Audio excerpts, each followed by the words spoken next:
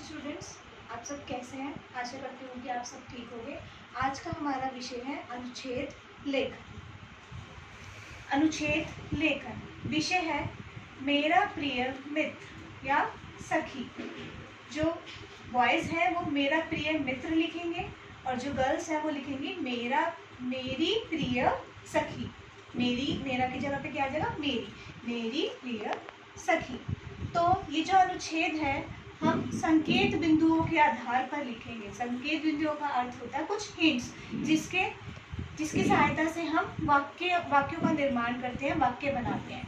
जैसे कि यहाँ पर हमारा विषय है मेरा प्रिय सखी, मेरा प्रिय मित्र या फिर मेरी प्रिय सखी। तो संकेत बिंदु है नाम। सबसे पहले नाम लिखेंगे कि हमारे प्रिय सखी या मित्र का नाम क्या है।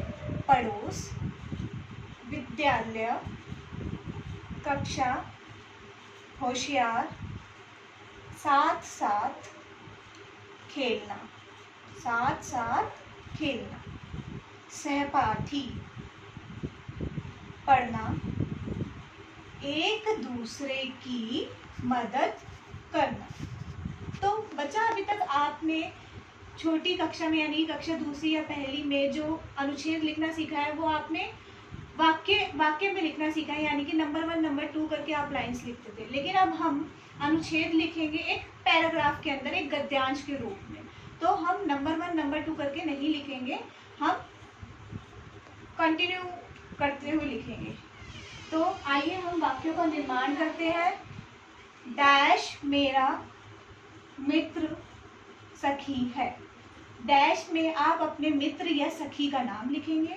जैसे कि अगर लड़का है तो वो ऐसे लिखेगा राकेश मेरा मित्र है, और अगर वो लड़की है तो वो ऐसे लिखेगी पूनम मेरी सखी है। मेरा के स्थान पे गर्ल्स क्या लिखेंगी? मेरी।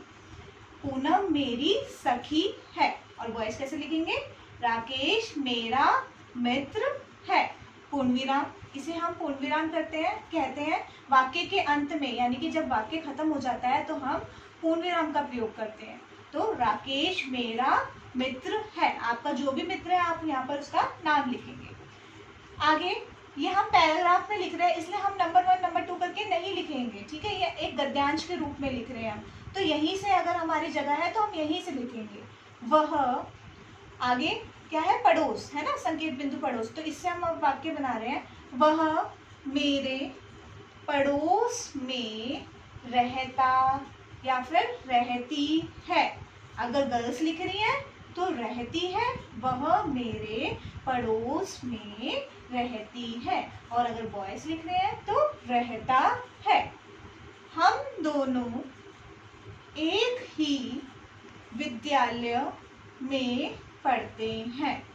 हम दोनों यानी कि आप और आपके मित्र या सखी, आप अब दोनों एक ही विद्यालय में पढ़ते हैं। विद्यालय मतलब स्कूल। जैसे कि हमारे स्कूल का क्या नाम है? The Shikshan school. तो हम दोनों एक ही विद्यालय में पढ़ते हैं। नेक्स्ट लाइन, पूर्णविराम। वह मेरा या मेरी सहपाठी है। गर्ल्स है तो लिखेंगी मेरी। वह मेरी सहपाठी है। और अगर बॉयज लिख रहे हैं तो वह मेरा सहपाठी है। अब आपके मन में प्रश्न होगा कि सहपाठी किसे कहते हैं? सहपाठी का अर्थ होता है साथ में पढ़ने वाला, जो आपकी कक्षा में आपके साथ में पढ़ता है, ठीक है? उसके बाद पूर्णविराम। मेरा मित्र, बॉयज लिख रहे हैं मेरा मित्र, और गर्ल्स क्या लिखेंगी? मेरी सखी। मेरा की जगह पे क्या लिखेंगी? मेरी सखी। मेरा मित्र या मेरी सखी बहुत होशियार है। मेरा मित्र या मेरी सखी बहुत होशियार है। पूर्णविराम। अगली लाइन है, खेल में भी वह हमेशा आगे रहता या रहती है। अगर गर्ल्स हैं तो लिखेंगी रहती है, और बॉयज क्या लिखेंगे? खेल में भी वह हमेशा आगे रहता है। खेल कूद, जो विद्यालय में जितने भी खेल कूद होते हैं ना अलग अलग तरह के, उसमें वो हमेशा आगे रहता है, मतलब कि उन इंटरेस्ट लेता है, वो रुचि लेता है इसमें, ठीक है?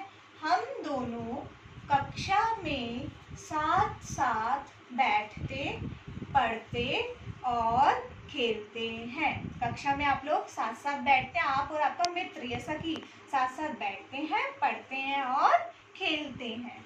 पूर्ण विराम।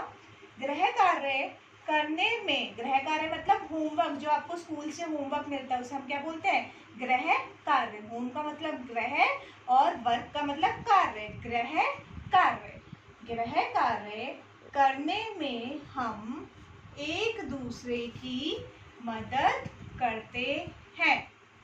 मैं, पूर्ण विराम, मैं अपने मित्र, और लड़कियां लिखेंगी मैं अपनी सखी से बहुत प्यार करती हूँ। और बॉयज क्या लिखेंगे?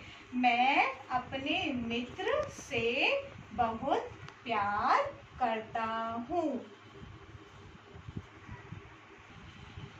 तो प्यारे बच्चों, आज हमने कक्षा में पढ़ा अनुच्छेद लेखन, मेरा प्रिय मित्र या मेरी प्रिय सखी।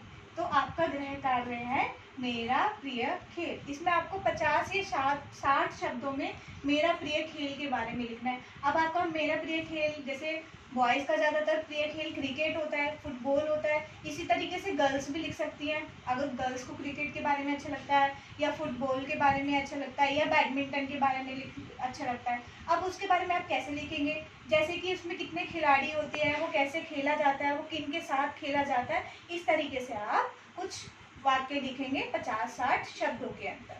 धन्यवाद।